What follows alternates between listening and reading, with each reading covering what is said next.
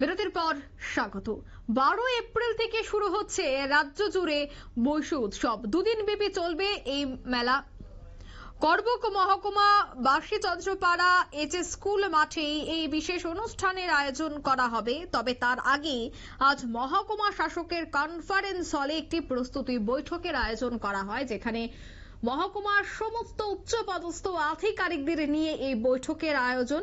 এই বৈঠকে 12 এপ্রিল দুদিন ব্যাপী রাজ্যভিত্তিক বৈশ উৎসব কিভাবে হবে, নিরাপত্তা, তার সাথে কি কি ব্যবস্থা, সম্পূর্ণটা বিষয় নিয়েই কিন্তু আলোচনা হয়। তবে এই বৈঠক থেকে কি বলছেন তারা শোনাচ্ছি।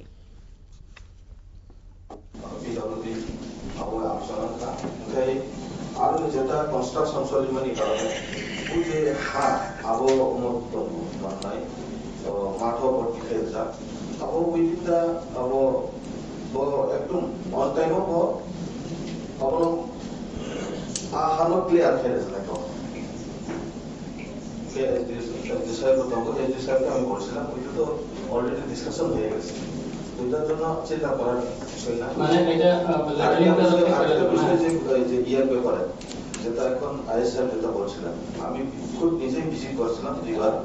এই যে স্কুল যে এখন আপনারা শুনলেন তাদের বক্তব্য। প্রস্তুতি বৈঠক ছিল আজ এবং এই প্রস্তুতি বৈঠকেই সিদ্ধান্ত হয় কিভাবে দুদিন ব্যাপী এই অনুষ্ঠান হবে, এই উৎসবে কিভাবে সামিল হবে গোটা রাজ্য এবং নিরাপত্তা কতটা আঁটোসাঁটো থাকবে, সমস্তটা বিষয়ে প্রস্তুতি একেবারে চূড়ান্ত পর্যায়ে রয়েছে।